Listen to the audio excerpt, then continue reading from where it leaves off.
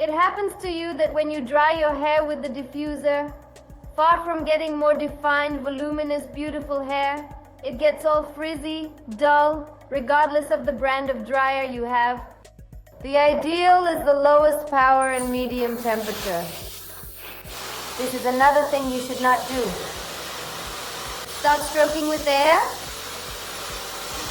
About 2 minutes per side, then you start drying the roots. Lift with your head down gently.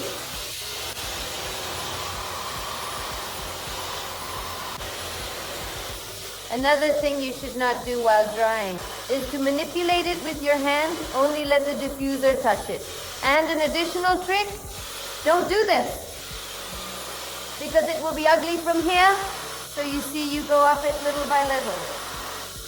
It is practice, don't worry. It will get better and better, and that's it. Dry it like this. You can put it on the side, part it in the middle, however you want, but that's it. These are the tips for diffuser drying.